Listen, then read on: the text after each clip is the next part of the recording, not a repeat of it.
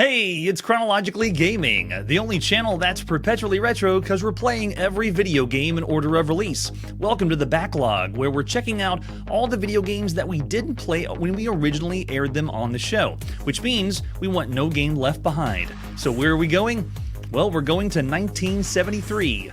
And the last game that we were checking out was Pro Hockey in the arcade, not to be confused with the other Pro Hockey. Let's see what our next game is.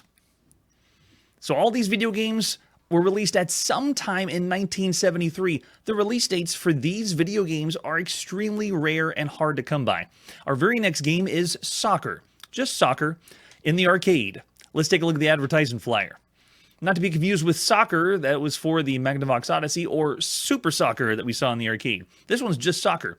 Another money machine from the makers of Volly and Hockey. And this video game we have seen already on Chronologically Gaming. Well, I shouldn't say we played, we just showcased it. But this is our 60-second video game we've seen so far, and it is the 35th video game in the arcade. This is Ramtek Corporation's very first video game. We're going to see some other games by this company.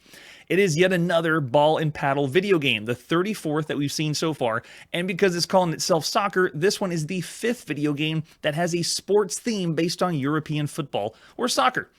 You can see we have on this advertisement flyer the arcade cabinet, and it's offering, again, 25 cents and 50 cents to play this one. Action-packed video game, at least that's what it says there. There's the example of the arcade cabinet with all 4 paddles, the 51st video game that we've seen that is using paddles to control. That is how you need to control video games right now. That's the majority, thanks to Pong. This one is the 13th 4-player video game that we've seen so far on Chronologically Gaming, and there's only one game that's an hot seat 4-player game. The rest of them are like this. You're all playing at the same time. This is the 9th video game that offers team play. And it is the 32nd variant of Pong that we've seen so far. 32 games that are essentially copying Pong. And we're just still going. There's another example of the arcade cabinet. I believe this one was, this is the black and white one that was from the advertisement flyer. And this one is a picture of it because some of these systems are really hard to come by. No one is like clamoring to collect and play all these games, but I'm just putting them here to let you know these existed. Soccer was a thing. At least we're not really able to play it. We're just saying that it was a thing. So that means we can't rate it. We're going to have to give it a 0-star rating of all the games you could see in the arcade right now. If we could play it, I'm sure we would rate it just like we did with the other Pong ones. This one is the 61st video game that is using discrete logic, and it is the 51st video game that we've seen from North America thus far. So the soccer video game is essentially what we've already seen with Pong doubles. They're not doing anything super flashy or different. It's just because people are wanting to cash in on that money. All right, let's see what our next game is. We're not done with soccer. This time, let's go to Japan and check out soccer. Again, just soccer. Here's the advertisement flyer. Oh, it looks great. This one, again, shouldn't be confused with the one on the Magnavox Odyssey or Super Soccer. This is our 63rd video game we've seen so far on Chronologically Gaming. And it's by Taito. Tomohiro Nishikado is back again. The 5th video game we've seen by them. And again, his name should be Taito Nishikado because he's the one doing everything for Taito right now. Man, the artwork looks so good. And we're not really going to be playing soccer. It's still just Pong. That's all it is. This is the 36th video game we've seen in the arcade so far. So this one uses a green background, you can see on the picture, to simulate a playfield, allowing the player to control both a forward and a goalkeeper and let them adjust the size of the players who are represented by paddles on screen. Nishikado himself claims that this is Japan's very first video game. So this one's a little big, a little special. You can see the arcade cabinet has still paddle controls, but I've seen that this one is also, other models use rotary joysticks. And let's see if we can find the pictures. There we go. So take a look at the 2 different arcade style cabinets they have for soccer. This guaranteed breaker of all income records is blitzing new video game reaction using universal sports theme. It's soccer. It shows you how to use the control knobs, and you use the paddles to control both the forward and goalkeeper. So this is also, I don't have the picture. Oh, there it is on the top left. This apparently is the very first video game to ever utilize a trackball control. Now, the models of arcade cabinets are still showing rotary joysticks and paddles, but there is a model for this one that is the very first trackball controlled video game, at least from the research that I saw. Yeah, this advertisement flyer is just breaking down a few of it. And there's the example of the paddle-controlled one. So this is the sixth video game that is using soccer theme sports, which you could say that with everything that's Pong. Everything that's Pong could be ping pong, tennis, or soccer, or hockey. They use all those sports here. This is the 52nd video game that is using paddles. The second we've seen that's using a rotary joystick. The very first with a trackball. And this one is the 33rd video game that is a variant of Pong so far. Oh man, I love the Taito artwork though. They're going to keep doing this and even adding a few screenshots to their titles later on. This is the 9th video game we've seen from Japan so far, and it is the 62nd video game that is using this transistor to transistor logic, which means we can't play it ourselves. So I got to give it a no rating and press forward to see our next game. We're still going to hang out in the arcades and see our next release. This is Sport Center, not Sports Center for all of the people watching in modern times. Let's take a look at the artwork for Sport Center. This is the 64th video game we've seen in order of release since the beginning of the show. It is the 37th video game we've seen from the arcade, and this is by 4Play Manufacturing, the third video game we've seen by them so far. I gotta say, putting this next to the pool table, the billiards, this arcade cabinet looks really nice. It looks really good, and actually, it would be something I would want in my game room. Just from this picture alone, it looks really, really nice. So this is the 36th video game that is yet another ball and paddle video game. You can see what they've done. They put the 4 paddles on the front, and so this one is special because I'll flip it on the back. There we go. Multiple choice. 2 and 4 player TV game. This one, as it says here, is a collection of Pong variants. It has the following game modes. It has 2-player tennis with an additional paddle. It has 4-player tennis. It has 2-player hockey with a forward and a goalie. And it has 4-player hockey. This is the very first video game that is offering not just play modes, it's offering game variations or game modes. So we've seen video games that offer play modes between, single player, 2-player, 4-player, but this is actually changing the variation and changing up what's on the screen. In other words, inspiring what we're going to end up seeing later on the Atari VCS. All right, so it is 4-player. It is the 14th video game we've seen so far that offers 4-player play. Invasion's the only one still that's hot seat multiplayer. Oh man, see, it looks awesome. Maybe because it's curved like that, it looks like it's more special than it is. It's also the 10th video game that offers team play. It's the 53rd video game that is controlled with paddles. Man, paddles are so hot right now.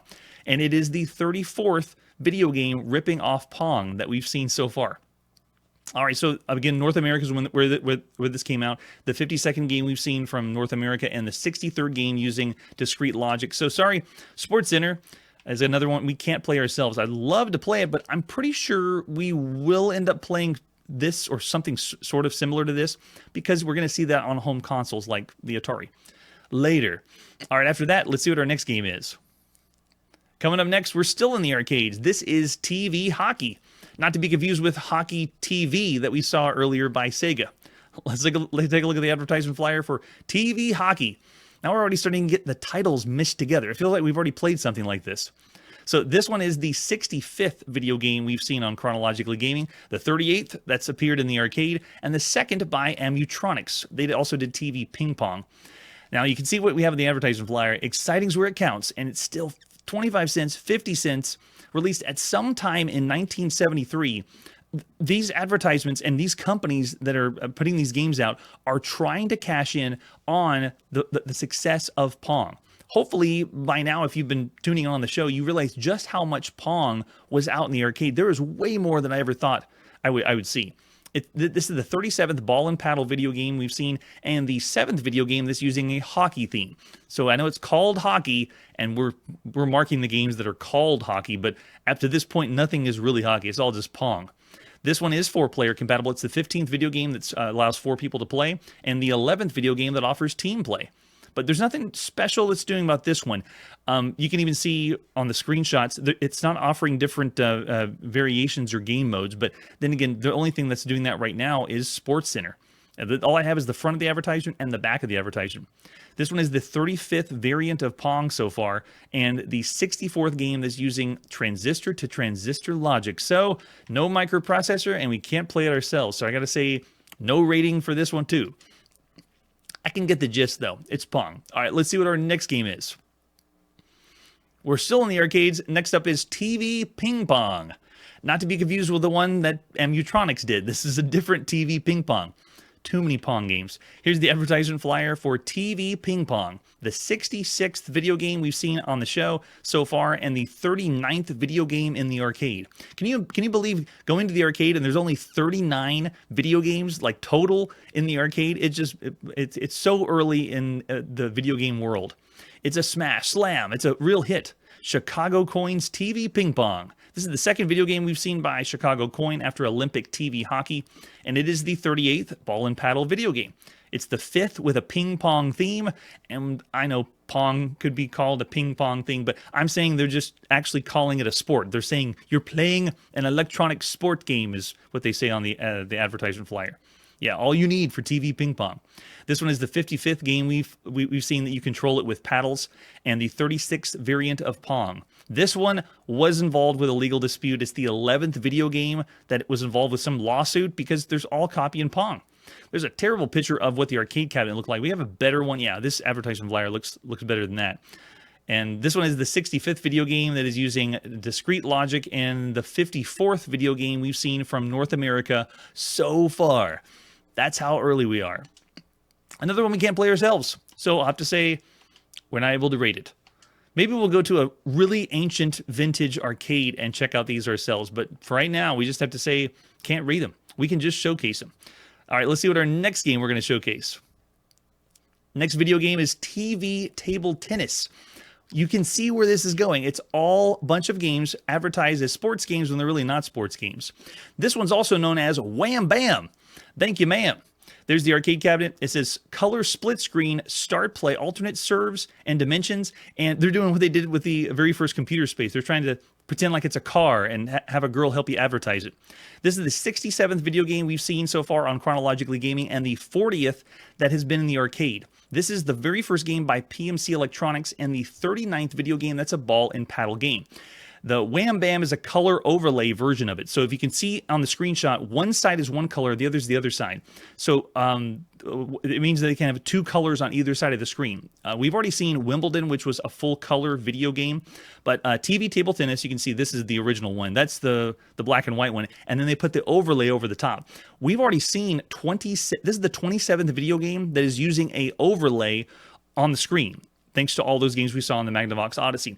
This is possibly the very first video game in the arcade that is using an overlay to add color for a game that's programmed in monochrome or black and white.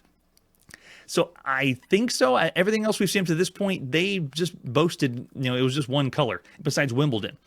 This is the 56th video game that's using paddles to control, and the 37th variant of Pong. It is 1973, and we already have this much Pong. It's amazing. This one is the 66th video game we've seen that uses discrete logic, and it is the 55th video game from North America.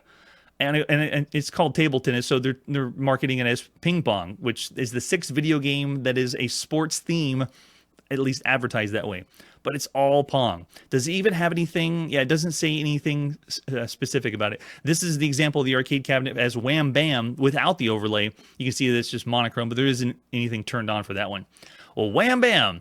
We don't get to play this one either. For all the games you could see in the arcade or play in the arcade, we're not able to rate that one. All right, let's press forward to see our next game. We're hanging out in the arcades. It's sometime in 1973 when all these games were released, and our very next game is TV Tennis.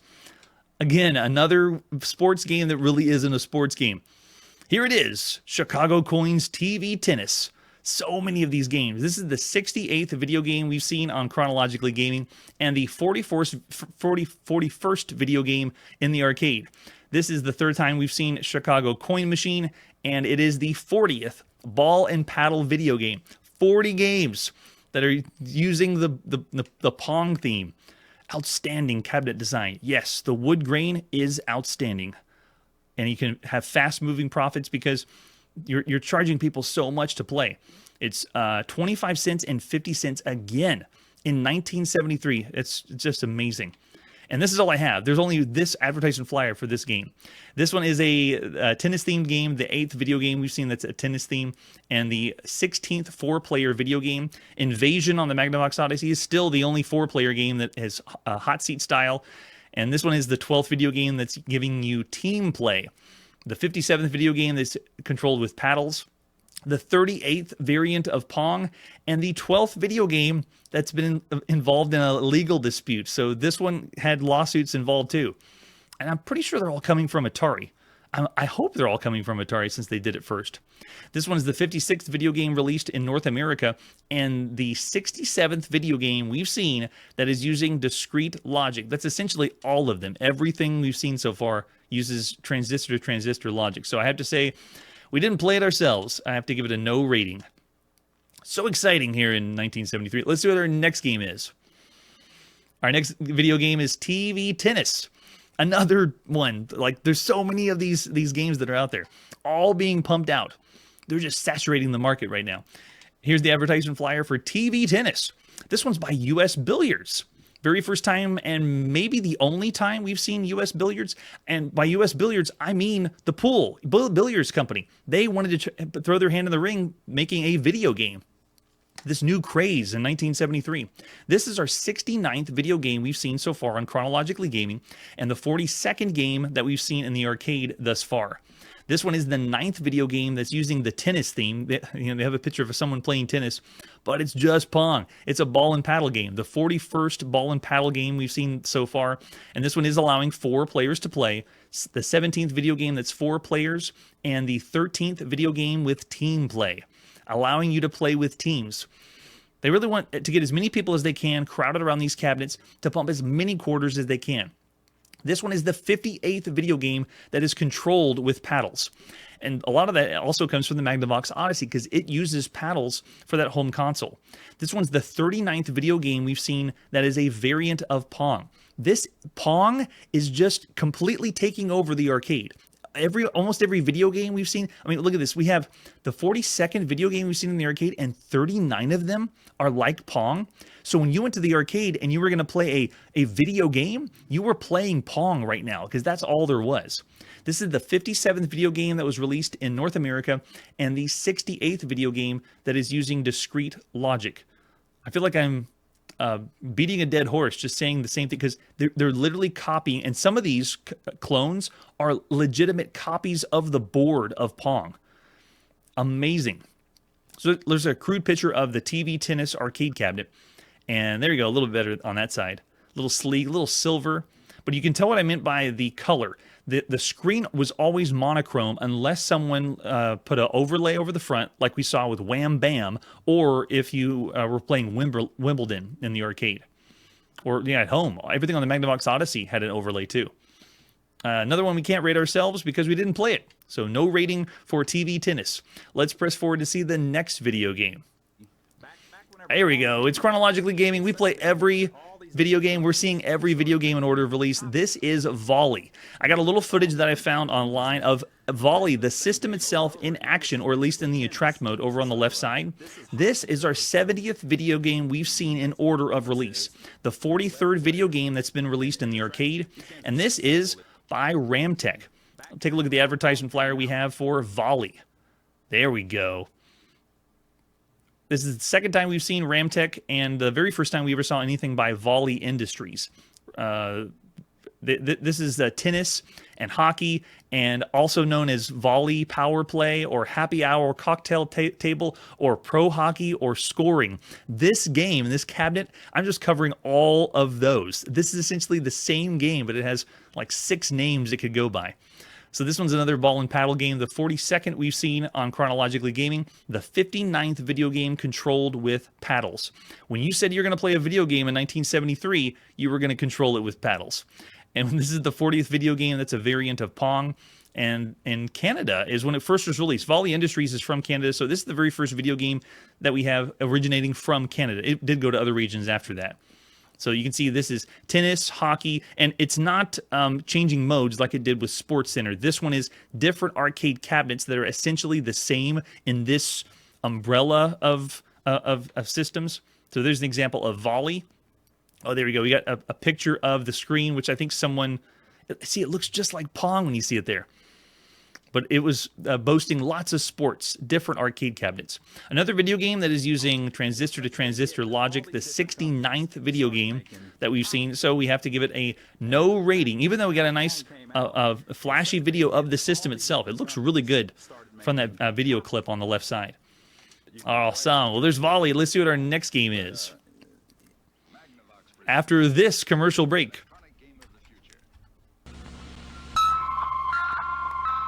This is Odyssey, the new electronic game simulator. You attach Odyssey to your television set in seconds to create a closed-circuit electronic playground. Odyssey is tennis, roulette, fancy, football and hockey, analogic, and geography. Odyssey comes complete with no one was laughing playing Magnavox Odyssey. Many more are optionally available, like a shooting gallery. Oh yeah, you can buy that extra. Odyssey is an electronic teacher. Odyssey is a total play and learning experience for all. I don't think you're going to learn anything playing Haunted House, though. Odyssey. It's new from Magnavox. It's new from Magnavox. That's right. It is the very last video game that we've seen and released for the Magnavox Odyssey. This is W.I.N. or W.I.N. So this is a game we've already seen and showcased on Chronologically Gaming, and hopefully after seeing all these games that we saw on the backlog and some of the video footage, you can kind of have an idea or have the immersion of what it would be like to play these games right now, considering everything else that's available at the time. The only other games you might be getting besides what you've seen here on Chronologically Gaming is if you were at a university or you had the ability to get with a mainframe or a terminal to play a few very obscure games. All right, so this one we've already kind of seen ourselves, so I'm going to keep the rating that we had the last time we showcased it on Chronologically Gaming. And now we got to say goodbye to the Magnavox Odyssey, looking to the far future when it comes back as the Odyssey 2. Or I guess before that, it's going to be the Philips Video Pack G7000 is what we see first in Europe. So this is the very last video game from 1973, which means we are done. We got every single video game complete from 1973. If you want to see an accurate listing of all the games in chronological order, be sure to check the link down below. That is all the games we have played so far. It's a Google sheet, and it has everything in order of release. We do have some playlists that are also on the show you can check out. But before we move forward, I wanted to let you know about some other video games that you may have heard of or may have been able to play, because we don't play or showcase mainframe games or terminal games just because we're not able to play them all ourselves. We'd be doing essentially what we're doing now in the arcade. We'd be going from game to game and just saying, there it is, here's some pictures. We'd be doing the same thing we're doing with the arcade. So some other games that are from 1973 and even a little before that are games like Kingdom, based on Hammurabi, that was for mainframe. Red Baron is also in the arcade, but it uses a projection screen, kind of similar to the laser clay shooting system that Nintendo used. But it's even less of an arcade game than even that is, so that's why we didn't show that one. There's also Checkers, that's on mainframe. Empire 1, 2, and 3 is on mainframe. Hangman, Golf, Gomoku, Hexapon, Life, and Life 2. Life is pretty big, at least these first versions you could have been able to play at this point in 1973. There's also a kind of a big one, Maze War, that was for the Plato Network, not to be confused with Maze Space War that we were going to see in 1974. There was a Plato Network one that, again, we weren't able to showcase on this channel. There's also Moonlander, Nim, Cell Lemons, Tic-Tac-Toe, Trek 73, War, Hercule, which is like a hidden in a grid style game, the game of Chomp, Snark, and then of course Wumpus would be available to play if you had your hands on a mainframe. We didn't cover those games, so that's essentially what we're going to be doing, is just saying what the game was inspired by when we see these iterations on other home computers moving forward.